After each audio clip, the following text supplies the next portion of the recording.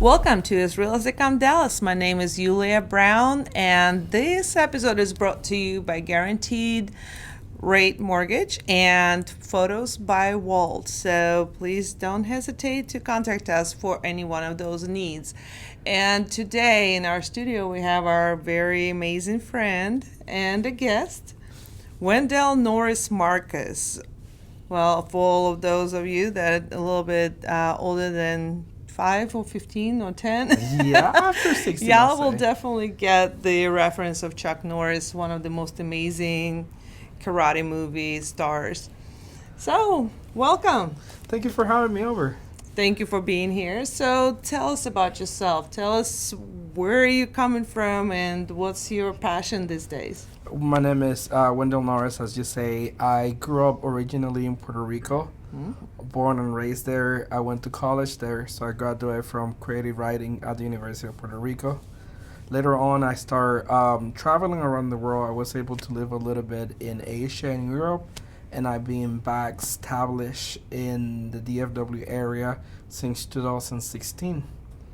So what brought you here to United States? Originally, after living abroad for 3 years, I wanted to come back to a place that felt familiar, a place that I was able to communicate because, as a foreign in China, I do speak some Mandarin, but it was very challenging. You become kind of like a child, you say, for the challenges of what you need to do on a daily day basis. So I wanted to come to a place that was familiar, and half of my family, the Americans, have moved to the Dallas area. So I decided that I wanted to come here. Originally, I came to be a teacher. Wow.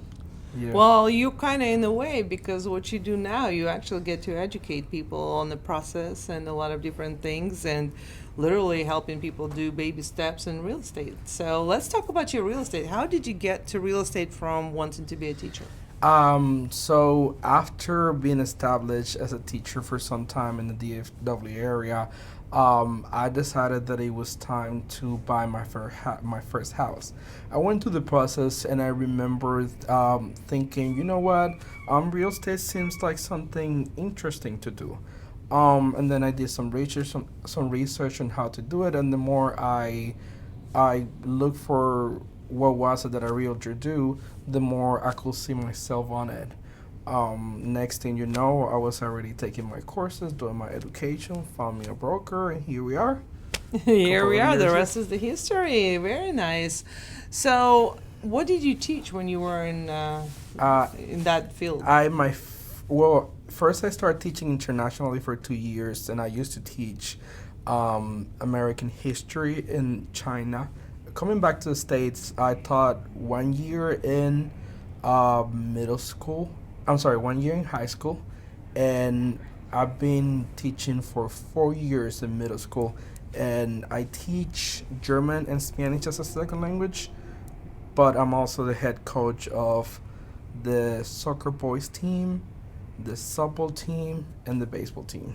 Wow, you have a very, very busy schedule. So I'm guessing some of this stuff you're not teaching, but you're still doing real estate and being a coach.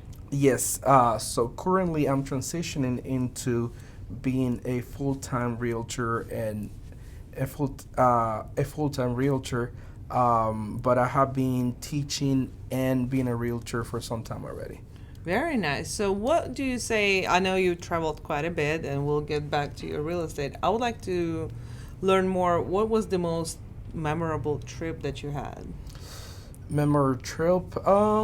I really there was 2 places that I like to live the most. One of them was Vienna. And there was a lot about it. I mean, you read online that Vienna in Austria is, always the top 3 of the quality of living. But when you go there and you're able to experience this, you understand why.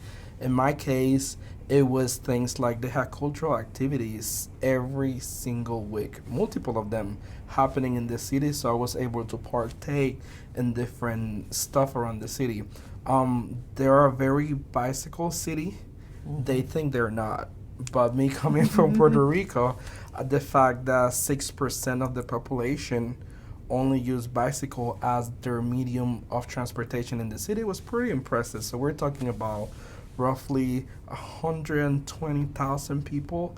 So I thought it was really, really cool. I myself, when I lived there for a couple of months, I didn't pay for transportation. I did as they do. I bought a bike, I fixed it, and then I used their bike rails. Nice. The other place that I truly like a lot was Taiwan. I have already been learning Mandarin for some time back in Puerto Rico, and I enjoyed the culture a lot. Not to get political, but Taiwan is a little bit like China with a different governance, and culturally, after so many years, that makes it a very special place. Nice. I really enjoy their people.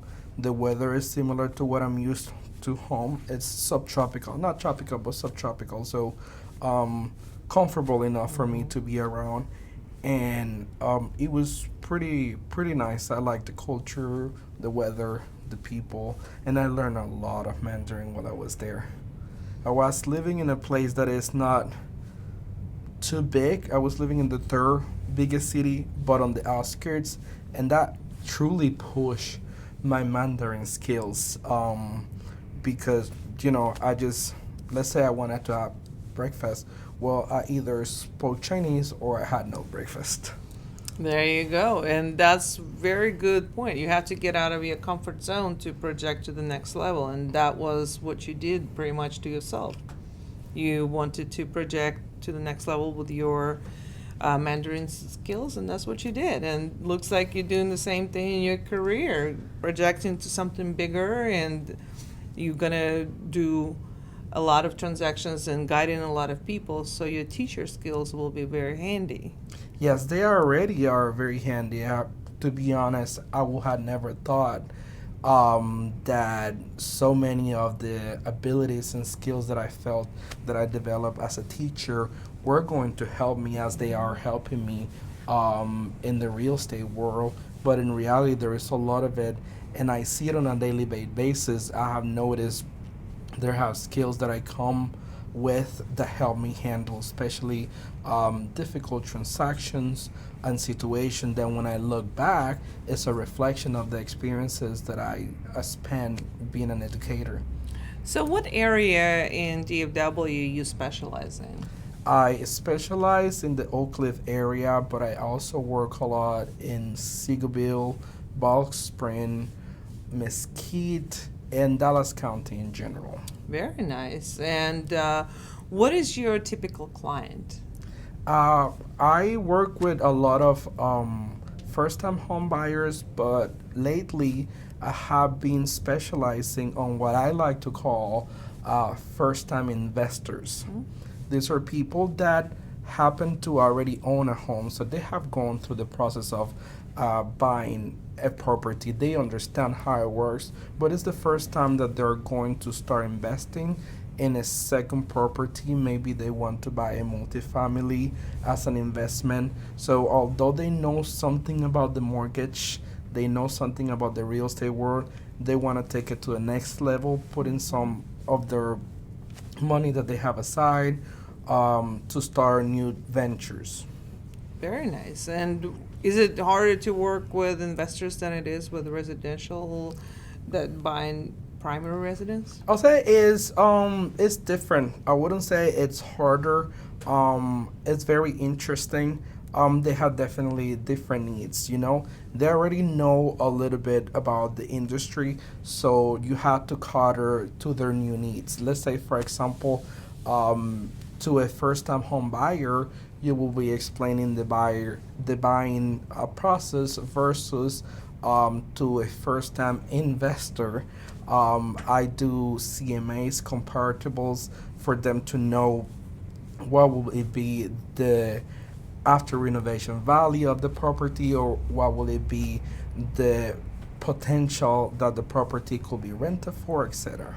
Okay, and there's definitely different changing the prism of their view on the property versus if you were going to live there or to look at it with investor hat on and saying, oh, well, it's not the, it's not the color of the curtains. It's really the location, which is 3 L's of real estate: location, location, location. And then if it works the floor plan wise, that's what people need to be looking at. And like you said, ARV, after repair value, what's that going to look like?